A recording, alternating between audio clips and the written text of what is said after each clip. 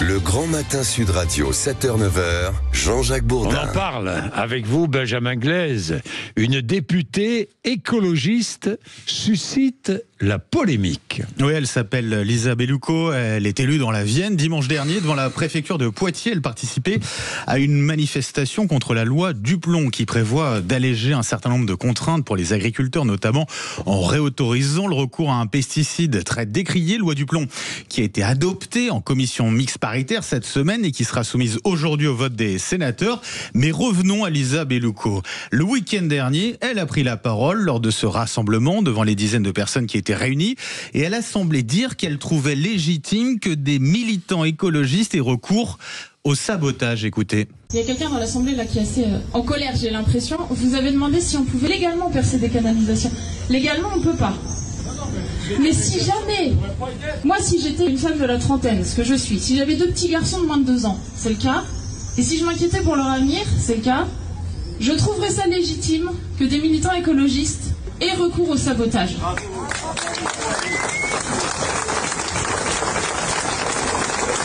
Évidemment, je ne vous invite pas à faire des choses illégales, mais je comprendrais tout à fait que ça puisse survenir pour le futur de mes enfants, pour le futur de nos enfants, et puis pour notre futur à nous.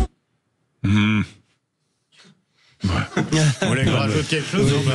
Non, qu'est-ce que vous voulez que je vous dise? C'est quoi? C'est ça ira. Qu'est-ce que vous voulez que je vous dise? La bêtise. C'est pas de la bêtise du Recours au tout. sabotage, c'est grave. Ah oui, mais c'est pas de la bêtise. C'est pas de la bêtise c'est- du tout. C'est que ça, c'est beaucoup plus grave déjà parce Oui, que c'est c'est pas la plus- première c'est- fois oui. que des élus écolos valident des agissements qui sont totalement hors la loi. On a vu à quel point aussi lors d'affrontements violents, à quel point les condamnations d'actes qui étaient d'une violence inouïe, que ce soit contre les forces de l'ordre ou contre les agriculteurs, étaient en réalité totalement validées par une certaine classe politique.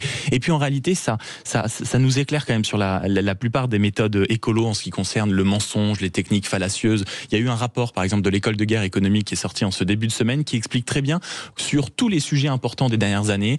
Ça va du nucléaire aux ZFE, en passant certainement par certaines interdictions comme le glyphosate, à quel point ils biaisent le débat, à quel point les manifestations sont illégales, à quel point en réalité ils ont des façons d'agir qui sortent totalement du cadre de la loi, et ça se fait dans une indifférence totale, en grande partie parce que des élus comme celle qu'on vient d'entendre le valident en passe public et encouragent à du sabotage à grande échelle. Et puis, ça ira. Nous sommes dans la polarisation du débat public. Tous azimuts, ça dépasse en plus les simples écologistes. Aujourd'hui, quand vous avez certaines formations politiques qui sentent que les urnes vont leur échapper, qu'est-ce qu'elles font? Eh bien, elles le rêvent au grand soir. C'est-à-dire qu'on va essayer d'attraper par la ruse qu'on n'obtiendra pas par le vote, par les urnes, par la démocratie. Et ça devient vraiment, vraiment gênant. Vous avez les extrêmes, mais comme s'il n'y avait plus rien au milieu, et les gens applaudissent. Bon, mais la démocratie peut aussi être confisquée parfois par un pouvoir, Non, quel mais qu'il c'est soit. C'est très pouvoir, juste. de droite, de gauche. Bon, mais moi, ce qui me fait mal dans cette affaire, c'est qu'elle fait mal à l'écologie. Ah bah exactement. C'est que Mais comme beaucoup d'élus écologiques en réalité. il faut qu'on ait conscience des risques climatiques. Il faut qu'on ait conscience des risques pour la planète, pour nos enfants. Là, elle a raison. Elle peut avoir peur, une crainte pour ses enfants.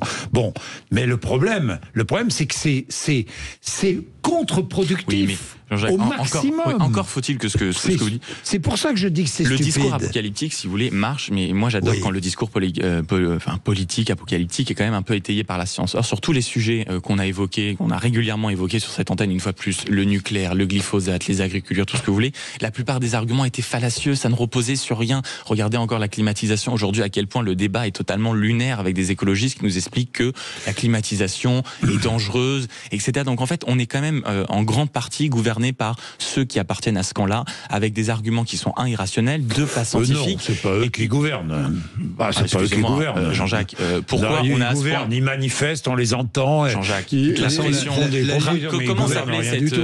Jean-Jacques, excusez-moi, regardez les politiques industrielles des dernières années, sur quoi on a reculé et quels intérêts industriels ont été menacés au nom de discours et de politique écologique sur le nucléaire. Jean-Jacques, prenez le nucléaire. C'est l'exemple type. dans la relance. Le on est dans la relance, mais on a quand même fermé Fessenheim, changement du retard. climatique, Fessenheim, c'était une vieille centrale. Le changement climatique, c'est un faux symbole.